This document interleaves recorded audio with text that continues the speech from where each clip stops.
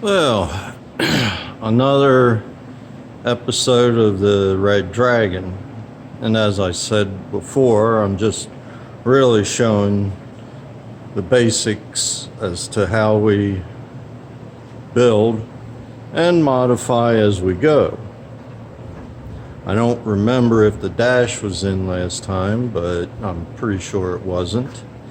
So now that is all aluminum. It's anodized aluminum, so the finish won't corrode. It's held in by Clecos at this point. Later on, it'll have screws in it. There's more on the inside that was done, but it was just tacked in and then removed. This piece right here goes around the back of the seat. And there's then an arm that goes down to here, just like you see on the other side. Also, there's brackets hanging off of it. And maybe when I get around the other side, I'll show you some of the work, but it won't be in place. Now, with every project, there comes along changes. And originally, this was going to have the box frame that came from the factory. However, the person has decided, since he's gone with a fiberglass front end and some other items, that he might as well go for a tubular front end. Now, in some cases, in most cases, the whole tubular front end would be built, and then the A-arms would come from a manufacturer that builds them specifically for race cars. But in this case, he had already purchased A-arms that were tubular, but they mounted where the existing mounting points are for stock A-arms. So this piece right here is the stock A-arm, or I mean the stock pivot point for the A-arm. So this is where we have to build back to on the top.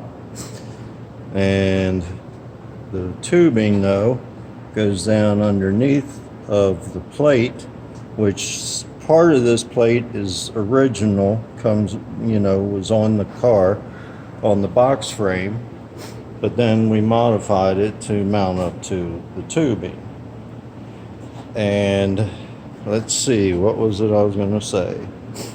So the bottom has, right now, the standard mounting points for the A-arm, and actually, let's move around here. There's the A-arm itself, and you can see it's been securely welded to the box frame, and the box frame has been securely welded together so that it doesn't move around, which then allows us to use the mounting points to locate the new brackets. The bushing you see in there is to replace the actual rubber bushing, just for mounting purposes. Then, of course, we need other tubing. So, as I was showing you here with the brackets, the tubing that starts back here is new, and it goes into an existing piece that we had on there. So it comes up around and ends right there. The upper ones coming out here or come out further because they're either going to get bent down into this one or maybe be extended out to mount the radiator. We also have a third piece of tubing to mount, and it'll go up in there, and somewhere out here it'll get attached. Now, to show you the A-arms that he purchased, which are certainly good A-arms, nothing wrong with them. They're light, so they make a good setup for drag racing. That's his spindle and brake disc, so that'll go back on there. And here are some of the brackets. This one here goes in the back, and it will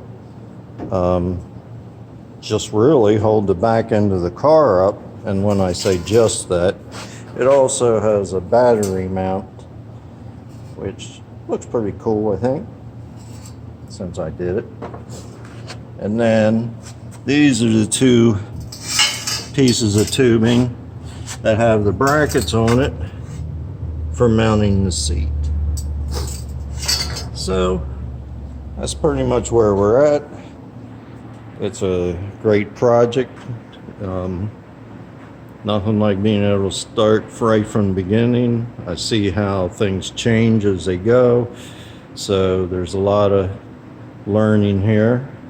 And I'll give you an update when we have enough to show you. So see ya.